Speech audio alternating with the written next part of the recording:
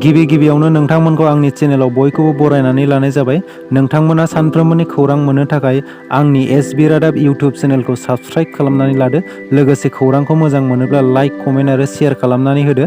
आंनि बे खौरांफोरखौ मोजां मोनगोन आरो खौरांफोरखौ जोबजासिम खोनासंलांगोन होननानै आसा खालामनाय थाबाय। दानिया नोंथांमोना खौरांखौ खोनासंलांदो।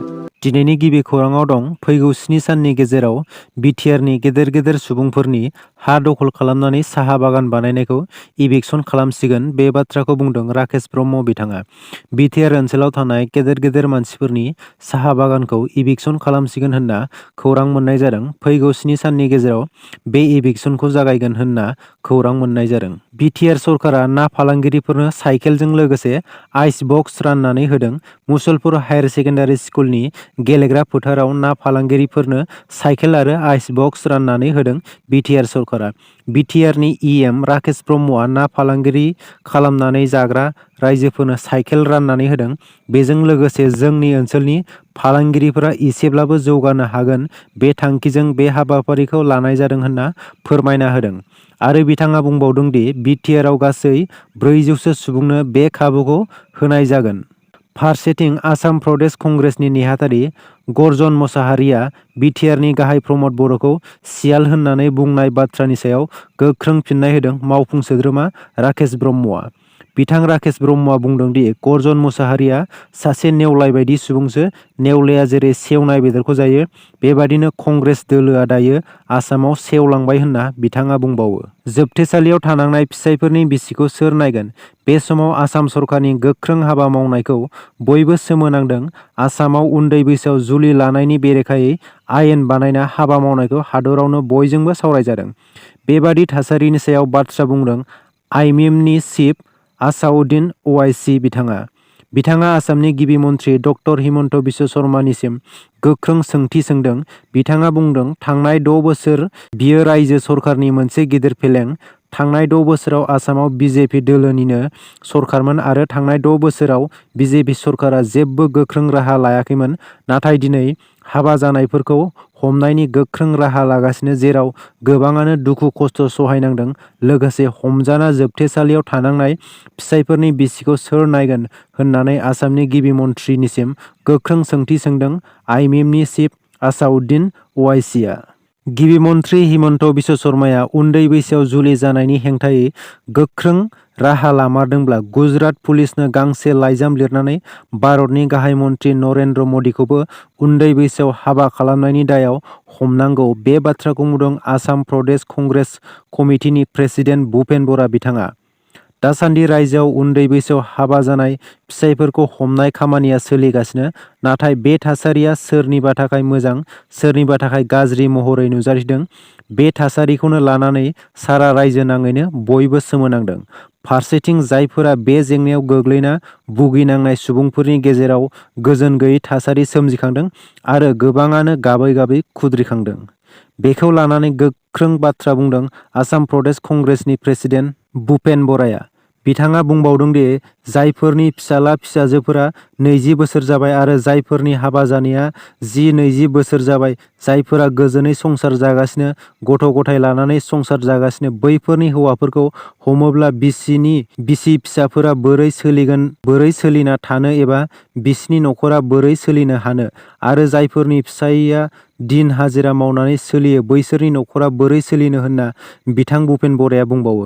बेनिखायनो बिथां भुपेन बराया बुंदों, जुदि डक्टर हिमन्त बिश्व शर्माया बे गोख्रों आयेनखौ बानायमारबायब्ला गुजरात पुलिसनिसिम मोनसे लाइजाम लिरनानै उन्दै बैसोआव जुलि जानायनि बेरेखायै भारतनि गाहाय मन्थ्रि नरेन्द्र मदिखौबो हमनांगौ होनना बिथाङा बुंबावो आयेना गासैनिबो थाखाय समान जानांगौ होननानै। काछार जिल्लायाव मोनसे सोमोनांथाव जाथाय जादों।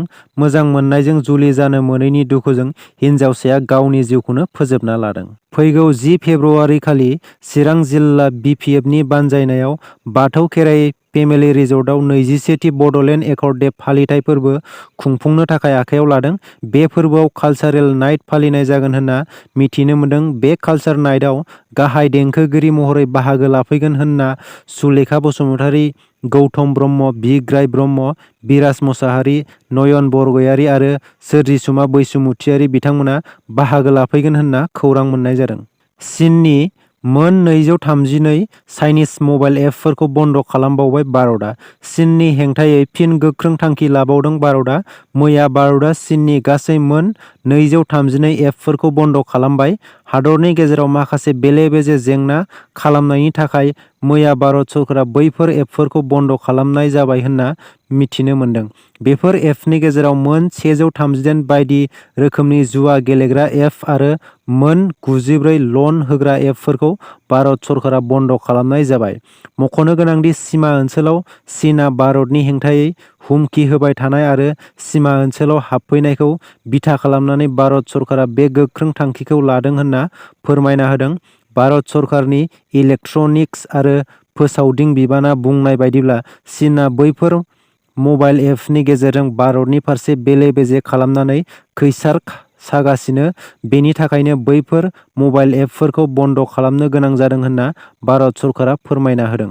सनितपुर जिल्ला दुलाराय आसाम माइनरिटि फरायसा आफाद एबा आमसुनि बानजायनायाव गोख्रों सुबुं धर्ना होनाय हाबाफारि लादों, जेराव उन्दै बैसोआव हाबा आरो न'-बां होस्रांजानायनि सायाव बे सुबुं धर्नाखौ खालामनाय जादों होनना आमसुनि आफादगिरि रेजाउल करिम बिथाङा खौरांगिरिफोरनि गेजेराव फोरमायना होदों। बिथां रेजाउल करिमआ बुंदों, आसामनि गिबि मन्थ्रिखौ बिथाङा हिटलारनि सासन बानायदों आरो गावनि गोसो बायदि आयेन बानायना रायजो-राजाफोरखौ आलाय-सिलाय खालामदों।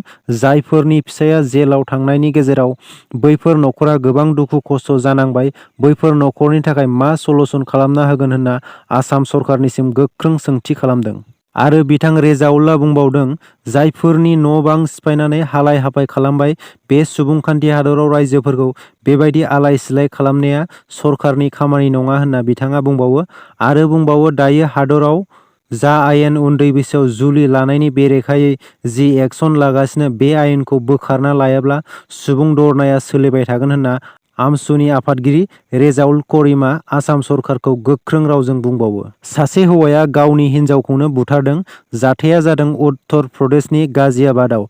दिनेश प्रजापति मुंनि सासे मानसिया गावनि हिन्जावखौ सोरजोंबा एफआइआर खालामनायनि सन्देहआव गावनि हिन्जावखौ बुथारनानै 30 केजिसो संख्रि होनानै फबनानै दोनो, जाहाथे बिनि हिन्जावनि मोदोमफोरा थाबैनो सेवलाङो। बेनिखायनो संख्रि होनानै फबना दोनो आरो फबनायनि सायाव माखासे मैगं आरि गायना होयो, जाहाथे रावबो मिथियैनि थाखाय।